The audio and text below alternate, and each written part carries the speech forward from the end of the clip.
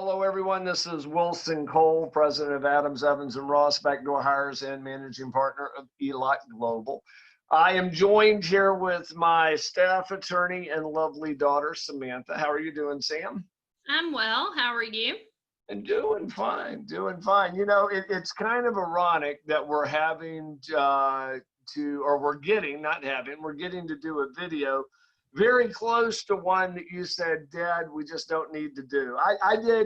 I used to do a video episode that whenever I would hear something incredibly stupid, typically from a debtor's attorney, we kind of did a video called "They Said What," you know, and she's up there. Sorry, Dad, I just can't, she got all judgmental on my delivery. But I tried to explain to you that going into a recession, a couple of things would happen. And one of them is the debtors become a little bit more aggressive and the excuses become just out in left field. I mean, they're not based in reality in any form or fashion. And now that we're starting to see the slowdown due to COVID, you're starting to see what I am saying. So this episode is Sam's version of "They Said What?" So Samantha, I know in the last couple of weeks you talked to, I know one attorney, I don't know if the other one was an attorney or the debtor, but right now, you have some that are in competition for 2020 is the worst excuses you've ever heard. Tell me about it. I'm still waiting for an excuse involving murder hornets, but that's going to come down the road. Right now, we have our plant in Wuhan, along with our office in New York City, are shuttered. Okay, so but with that being said, that was a weird. It was legitimate. I did not think it was legitimate until they provided documentation. We did have a debtor that literally had a plant in Wuhan, and their U.S. location or corporate headquarters were in New York. With that being said, we have been able to still keep payments coming in from that particular debtor, and our clients gotten paid probably 75%. We still have about 25% to go. So if you say, Wilson, I don't think we can collect this because of the pandemic, we have literally collected from a company located in New York with a plant in Wuhan. It can be done. Okay, so go ahead. We have, we're not paying for this temp because there were too many occasions that she was found parking and making out in the employee parking lot. Well, you know, Sam, you know, I have to kind of tone down my personality on this, but I still come down to, I mean, everybody needs a little bit of love. And so they didn't want to pay because she was repeatedly found in her car making out. Yeah. Was it at least the same person or was it different people? I'm not sure, and I didn't know if that was within the scope that I was allowed to ask. However, that discussion has been had in my household because when I first got the email. And then the one that is by far where those you could at least go, we may not agree with the point, but they have some legitimacy. The one is we're not going to pay it because your client did not send over what we deem as a resume. Okay. However, as I pointed out, the dictionary definition of resume, what was sent over, met all of those requirements. And the debtor had thanked our client for presenting a wonderful resume. So in essence, the debtor's attorney, and whenever we tell clients, make sure you get contracts signed, it's specifically for arguments like this. I'm assuming we have, contract signed. So now they're wanting to argue to the bizarre of it did not fit what this attorney thought was the format of a resume, but you literally sent him the Webster's Dictionary version. Yeah, which may have been the most petty thing I've done in 2020.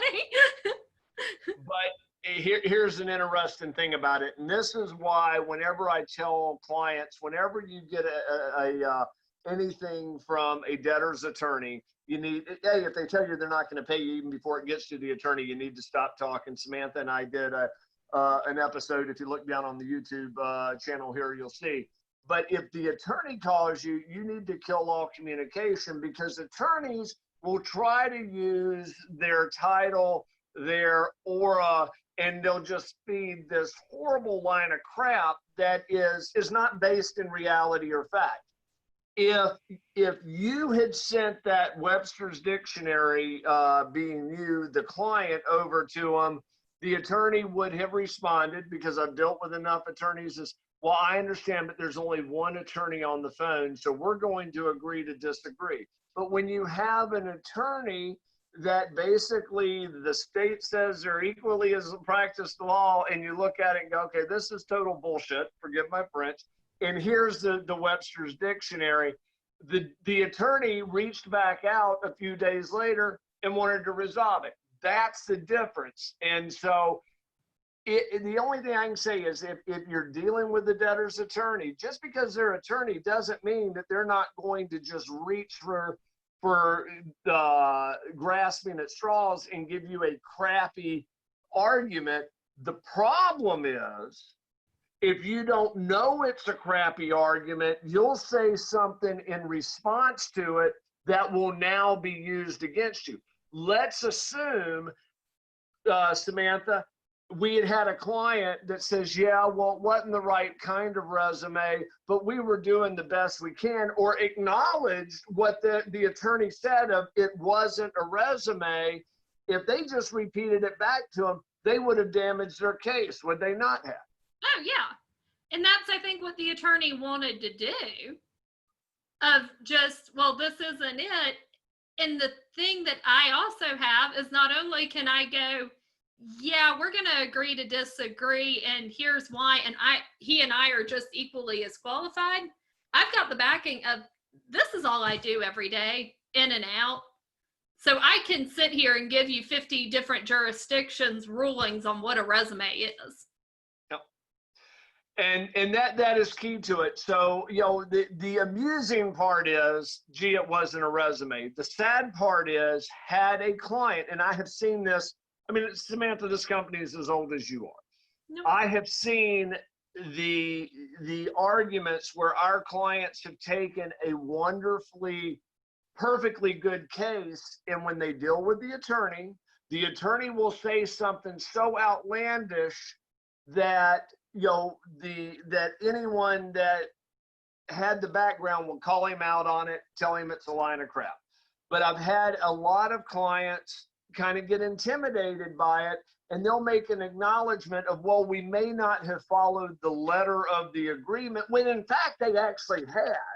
They're just parroting back what the attorney said, and that one statement just greatly reduced their ability to collect on this debt, because they will bring up that email or voicemail and say, hey, even they acknowledged they didn't do what they needed to do under the terms of the contract.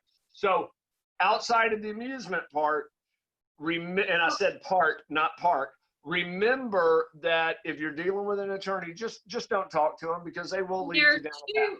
There are two other things that go hand in hand with that.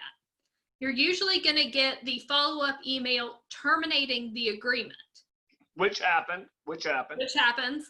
And what I have seen is clients send back, yes, we agree this contract is void. Yes. Never use the term void. Because what in there again, that's are completely different scenarios. Yes. If you say void, it means that any safeguards that you may have had in that contract, you've just eliminated. And I tell you what, terminate is from today forward. Void is from the moment ink hit the paper on the contract forward. And this is why people hate attorneys. This is that gray area, and these are the legal gotchas that if you don't know what you're dealing with, you can compromise your case.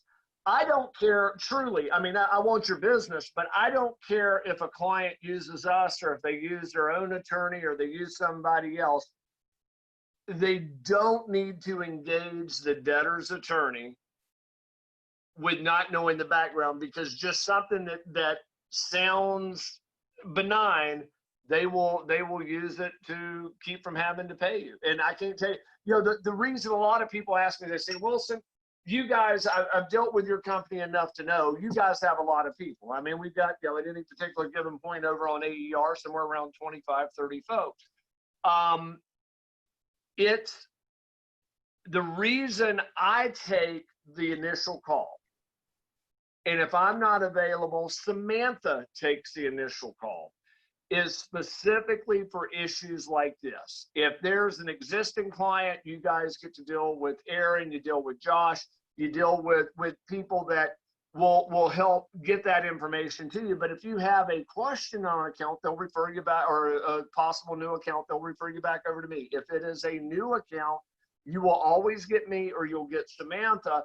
And the reason for that is we have seen so many cases absolutely destroyed because they continue to talk. And so that's when we talk to you, I say, okay, is there an attorney involved? Tell me about the case.